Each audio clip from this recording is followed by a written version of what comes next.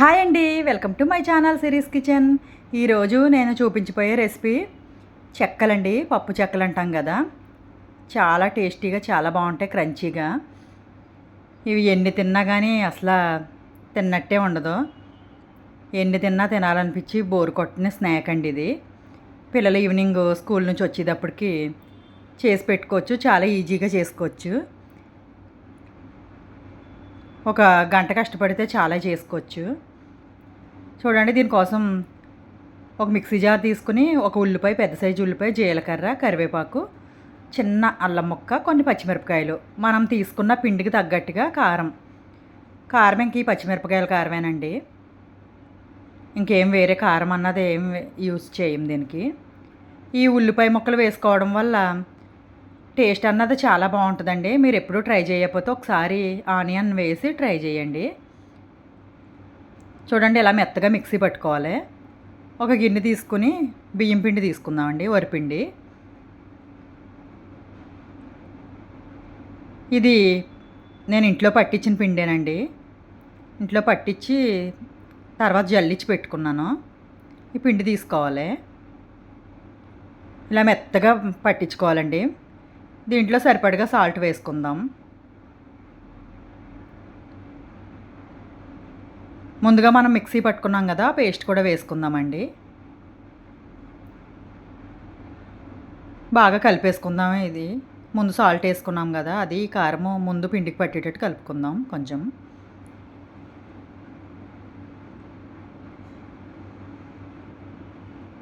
ఇలా బాగా కలుపుకోవాలి. తర్వాత కొంచెం వాటర్ పోసుకుందామండి. అదే మిక్సీ జార్లో కొంచెం వాటర్ పోసుకున్నాను నేను. మొత్తం కలిపేసుకుందాం. వాటర్ పోసి ఇది చపాతీ పిండిలాగా కలుపుకోవాలి. దీంట్లోకి ముందుగా నేను పెసరపప్పు, శనగపప్పు నానబెట్టి పెట్టానండి. ఒక గంట ముందుగా మనం చేసుకోవాలనుకున్నప్పుడు ఒక గంట ముందుగా నానబెట్టుకుంటే సరిపోద్ది. చూడండి, ఇలా నానబెట్టుకున్నాను. ఇవి వాటర్ అన్నీ వంపేసి పప్పు వేసుకుందాం ఇందులో. ఈ శనగపప్పు, పెసరపప్పు అనేది కొంచెం ఎక్కువ వేసుకోండి. మనం తినేటప్పుడు మధ్య మధ్యలో తగులుతా చాలా బాగుంటుంది టేస్ట్ అన్నది. చూడండి, ఇది మొత్తం ఇలా కలుపుకోవాలి. చపాతీ పిండి మనం ఎలాగైతే సాఫ్ట్గా కలుపుకుంటామో అంతే మెత్తగా కలుపుకోవాలి, అంతే సాఫ్ట్గా ఉండేటట్టు. చూడండి, ఇలా కలుపుకోవాలి.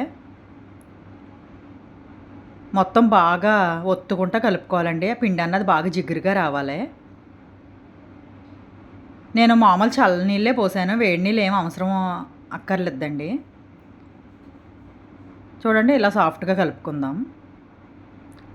కలుపుకున్నాం కదా, దీన్ని చిన్న చిన్న ఉండల కింద చేసుకోవాలి. ఇప్పుడు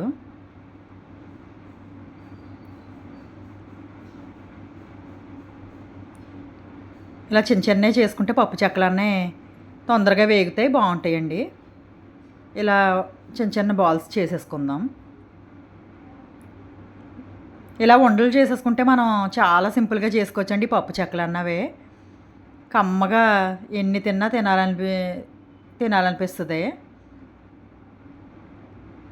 మా పిల్లలైతే చాలా ఇష్టంగా తింటారండి.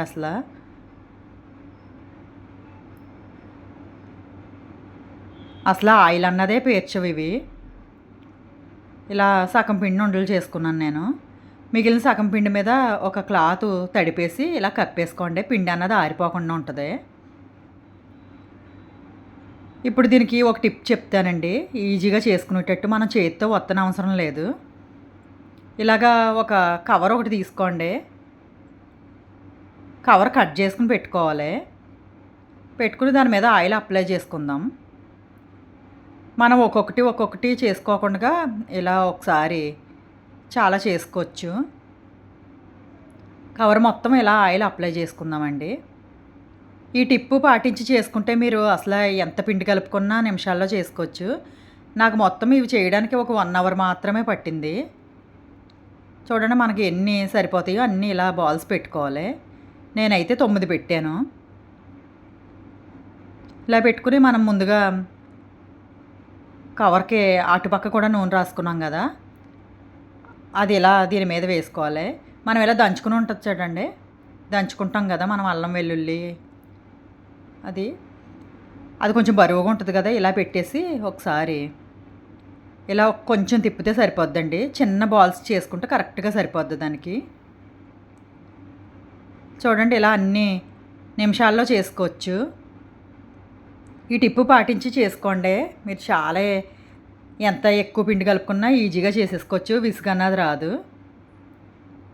చూడండి మనం ఆయిల్ హీట్ అయిన తర్వాత ఇవి వేగేటప్పటికి మళ్ళీ ఒక 9 చేసేసుకోవచ్చండి. నేను అలాగే చేసేసాను. చూడండి ఇలా పలచగా వచ్చినాయి కదా, ఇలా ఉంటే చాలు. ఆయిల్ హీట్ అయిన తర్వాత ఇందులో వేసి వేయించుకుందాం. ఇవి వేగేటప్పటికి మళ్ళీ ఒక 9 పెట్టేసుకుని బాల్స్ చేసేసుకోవచ్చు అండి. చాలా ఈజీగా చేసుకోవచ్చు. పూరీ ప్రెష్ లేకపోయినా కూడా ఇలా చేసుకోవచ్చండి.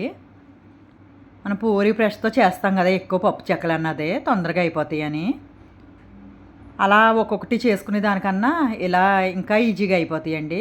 ఇలా ఈ టిప్ నచ్చినట్టయితే ఇలా ట్రై చేయండి మీరు ఒకసారి. నేను ఈ పప్పు చెక్కలు ఎప్పుడు చేయాలన్నా విసుగు రాకుండా ఇలాగే చేస్తాను. ఒక గంటలో చేశానండి నేను కలుపుకున్న పిండికి ఒక గంట టైం అయితే సరిపోయింది. ఈ చెక్కలు వేగడం అన్నదే కొంచెం లేటు, చేయడం అన్నది చాలా ఈజీగా చేసుకోవచ్చు. అసలు మనం చేసినట్టే అనిపించదు. చూడండి ఇలా వేగినాయి కదా, ఇలా క్రంచీగా వేగితే సరిపోతాయి. ఆయిల్ అన్నది ఉడక ఆగిపోతే మనకు వేగిపోయినట్టే. ఇవో ప్లేట్లోకి తీసేసుకుందాం. ఇలాగే అన్నీ చేసుకుందామండి. ఒక గంట అయితే ఈజీగా చాలా చెక్కలు అన్నది చేసుకోవచ్చు. పిండి కలుపుకుని ఉండలు చేసి పెట్టుకుంటే ఎంతోసేపు పట్టదండి ఈ టిప్పు పాటిస్తే. చూడండి ఇలా వేగినాయి కదా, మొత్తం అన్నీ ఇలాగే చేసుకుందాం. చూడండి నేను ఒక గంటకే నాకు కరెక్ట్గా గంట పట్టింది. గంటకి ఎన్ని చేసానో చూడండి. చూడండి ఎంత క్రిస్పీగా ఉన్నాయో. క్రిస్పీగా కరకరలాడుతూ భలే ఉంటాయి ఇవి. చిట్టి చిట్టి చెక్కలో కమ్మగా తిని కొద్దీ తినాలనిపిస్తుంది. మీకు నచ్చినట్టయితే మీరు కూడా తప్పకుండా ట్రై చేయండి. ఆయిల్ అన్నది అసలు పేర్చనే లేదు నాకైతే. ఈ బియ్యం పిండితో చేసుకున్న అసలు ఆయిల్ పేర్చవండి. ఇలా ఒక స్టీల్ డబ్బా తీసుకుని అందులో పెట్టుకున్నాను నేను. చూసారా చాలా వచ్చినాయి కదా. పిల్లలకి స్నాక్స్ బాక్స్లో వేసిస్తే చాలా ఇష్టంగా తింటారు. మనం బయట ఫుడ్ తెచ్చిపెట్టి దానికన్నా ఒక గంట కష్టపడితే ఇలా బోల్డ్ చేసుకోవచ్చు. ఇవి ఒక నెల అయినా ఫ్రెష్గా ఉంటాయి, కానీ మన పిల్లలు ఉంచరు కదా. మా పిల్లలైతే ఇవాళ చాలా వరకు ఖాళీ చేశారు. రేపు సండే కదా, కొంచెం తొందరగా వస్తారు, మొత్తం ఖాళీ చేస్తారు. అంత బాగుంటాయండి. మీరు కూడా తప్పకుండా ఈ టిప్ పాటించి చెయ్యండి, విసుగు లేకుండా చేసుకోవచ్చు. ఈ వీడియో నచ్చినట్టయితే థ్యాంక్ యూ ఫర్ వాచింగ్ అండి. Bye bye.